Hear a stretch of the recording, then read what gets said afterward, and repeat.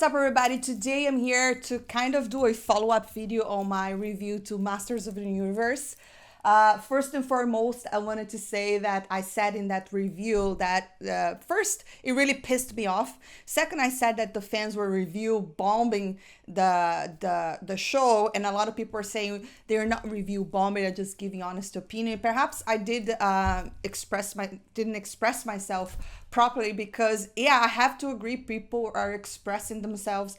And I think one of the things I wanted to say is this: Kevin Smith is probably not very happy with the fan outrage, but as a filmmaker, you need to be ready for how are people going to react to the product that you're putting out there. The problem is how you react to that, you know? Sometimes you could just go your own route and then it backfires, and sometimes it's just a win, you know? Obviously, the choices that he made with Master of the Universe are not those choices that people really liked. I didn't like it, but I think people have the right to express their opinions. You know, one way to do that is ranting on videos. Other ways to do that is to just give them a bad score. But filmmakers should listen to criticism because you're creating this for an audience. Now, my biggest problem with that, like I said in my review, is mostly that He-Man is not present. And not only that, when he is present, he's not He-Man, at least not the He-Man we know. He's a completely different character. Tila was a completely different character, so she was not very likable, which I don't understand. There's a lot of little things that they got wrong, and it's always because most of the time they want to go with the trend. Me Too movement is trending. No, female empowerment is trending. So let's do that. But instead of doing that well and really making something that will empower women, what they do is just kind of bash on men or diminish a hero that's been around for how many years. Oh, another thing that before I forget, it came out in the 80s. I know you guys were telling me because I said it came out in the 90s because I probably watched reruns. I was like, wow, this came out in the 80s. I thought it was the 90s. There were reruns in the 90s. So I wasn't completely wrong. And there was also another version that came out, I think, 2000. So I wasn't completely wrong. But anyways, going back to the subject, there is no need for female empowerment. In order for a female to be strong, the male cannot be around. This is just poor storytelling. I think it's way more awesome when you have this really powerful being, and then you're gonna have awesome Tila as well. One can complement the other. But obviously, guys, I'm sorry, but if you're gonna go watch Master of the Universe, the only person you're interested in is He-Man. You know, he's the man. Another really interesting comment that someone dropped on my other video was the fact that a lot of these people forget that women like men. You know, we like to see hot men. I have no problem with that. Somehow being like strong and powerful, it does not equal being toxic, you know, and everything nowadays, like all men are toxic. And I just don't believe that. I think there's a lot of bad human beings on both sides. I don't think it's just men. I think, yes, there are terrible men out there, but there are terrible females out there too. And I just feel like Hollywood really lacks that balance when they want to create this diversity, this empowerment, all of this stuff, because I really do not have a problem with that. I welcome films that have diversity when they're done well, when they're not just there to be forced and shoved down your throat. It's just because, oh, we need a diverse character, let's tick the box. That's just a disservice to whoever they're trying to. It's just, this is the kind of stuff that I don't like. This is the kind of stuff I'll always call out, you know. When I see this kind of bullshit, I'm gonna say it, you know. For me, I think Kevin knew that the fans like He-Man, and I was just reading this news on the New York Post, which is actually not very good source for whatever. The New York Post is not very good, just so you know. But I was reading here, and one of the things that Kevin said that they stated is that, this is, what is it? It's a love letter to the fans. It was kind of an homage to every version of Master of the Universe. I was like, What are you talking about? How high are you to say that? I mean, I was like, this is not Master the Universe. But look at He-Man, look at Tila. She's just so unlikable. Why was she so mad that He-Man did not Adam didn't tell her that he was He-Man? Why would she be so mad and act like a weirdo and just give up?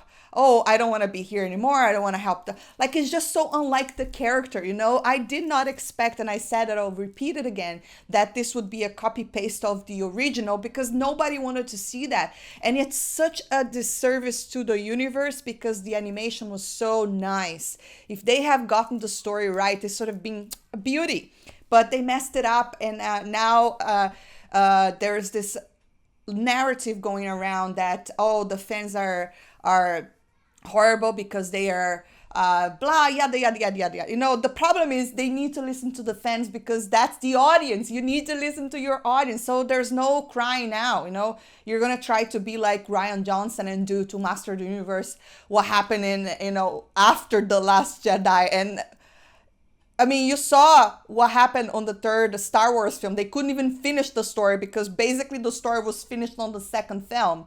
This is not the kind of storytelling that works. And it just blows my mind that they thought they were so clever. Oh, we're going to kill He-Man and people are just going to love it. I mean, it's just stupid, you know?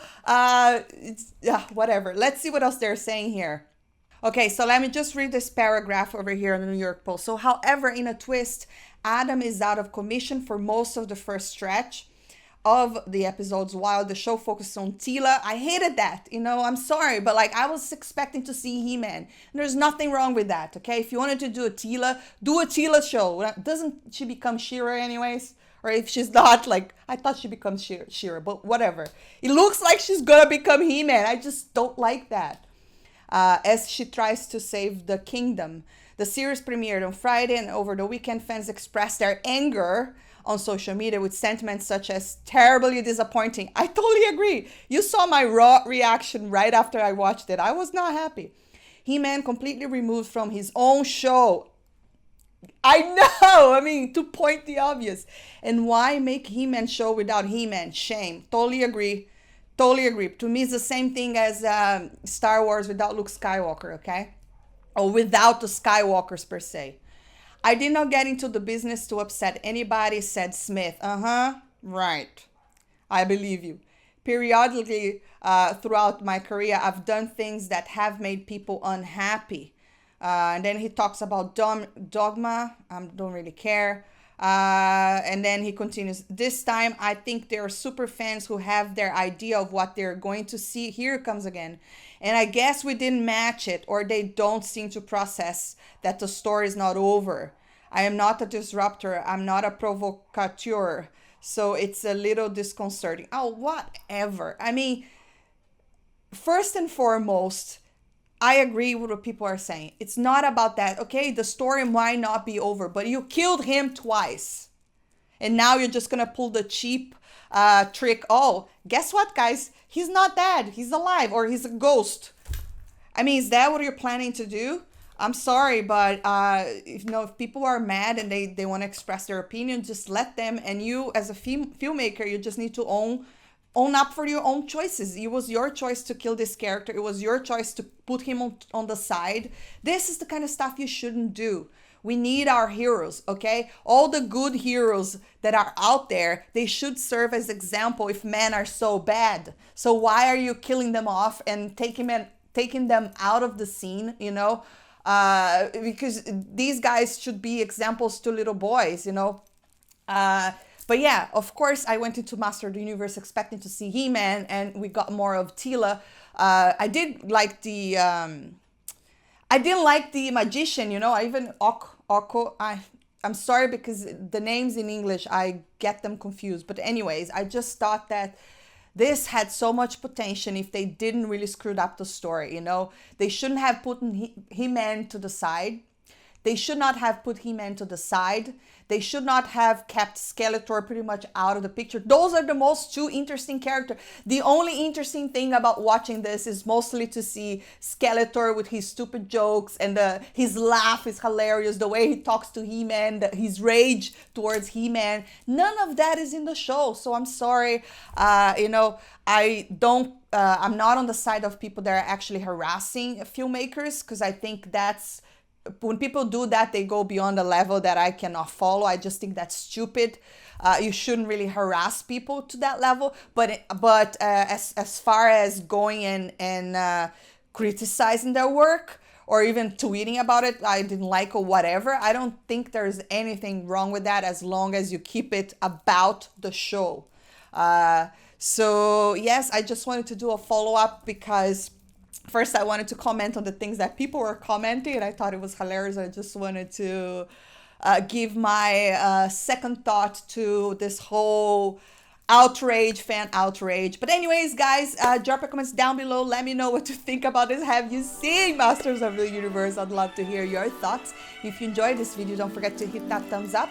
Subscribe for more. See you next time.